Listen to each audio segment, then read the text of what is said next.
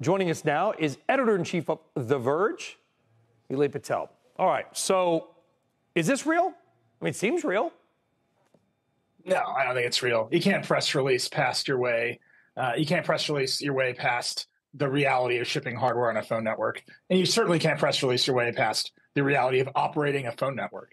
So I think what we have here is a lot of bluster over what amounts to a mobile virtual network operator, an MVNO, a rebrand of T-Mobile's network, and what will almost certainly be a skinned Chinese Android phone. I think it's important to say very obviously that that's what's going to happen here. It's what always happens. You don't think there's any way that a $500 phone could get built in the? There's so many weird things about the story, Nilay, not least, and I know this isn't your lane, but the branding of Trump and during the Trump administration, the fight with Apple, and basically the idea of, I guess, if you're not going to move it and build it here, we're just going to launch, a phone that does have those attributes. And it's not going to be an iPhone, but maybe there's a segment of the market that doesn't care.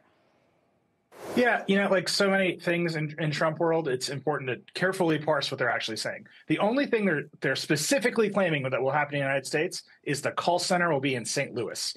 Eric Trump today, I think on the Benny Johnson show, said eventually all the phones will be made in America.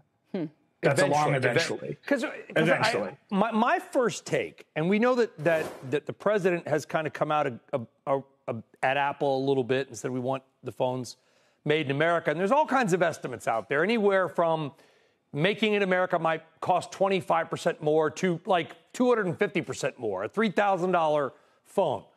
My first take, Nilay, was that this was going to be like a test. Is it even possible? But it sounds like you think the phone will be an overseas phone, maybe just rewrapped. Yeah, there's two things they're claiming on the website. First, you can bring your own phone to the network, which is really, I think, probably what they're assuming most people will do. You already have a phone, you can get it off your carrier. You can pay an exorbitant amount of money for the service they are offering. It's $47.45, $47.45 in reference to the presidencies.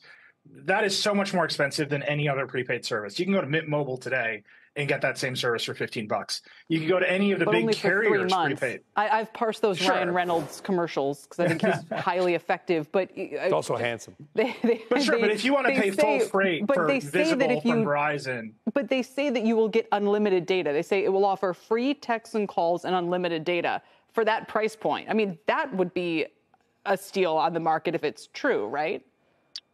Once again, you got to parse it. So that unlimited data, like everyone else's unlimited data, is only 20 gigabytes of unlimited data, and then they throttle your speeds. If you go and pay full freight from Visible or Cricket or Metro, which are the prepaid carriers from the big three, you're going to be paying $35 a month for more data before it gets throttled. Okay. So even just like on the face of it, you can get better deals if you shop around and switch carriers like you always can. But if you're just going to pay full freight, you can go to the big carriers and get a better deal for more data. So when they're what you also get is...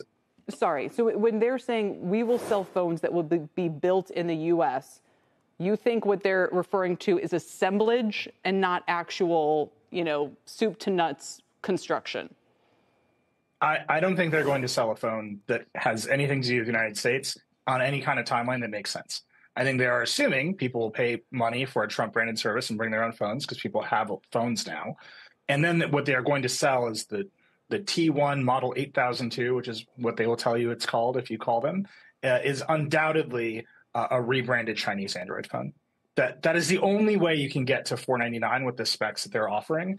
You cannot stand up the capital expenditure to build that phone in the United States and then sell it at those specs for $499. Those specs match some flagship Android phone specs, right? You're competing with the margins of a Samsung at those specs. And to do that, you need existing manufacturing, and you cannot just like horsepower your way through the CapEx needed to bring that manufacturing in. And that's just math. Like, that's aside from however you might feel about Trump. The reality is it costs a lot of money to stand up a network, so they haven't done that. They're rebranding what is almost certainly T-Mobile's network.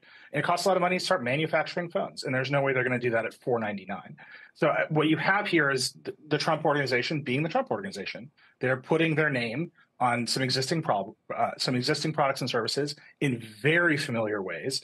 And then they're making a bunch of promises that will probably not come true over the long term.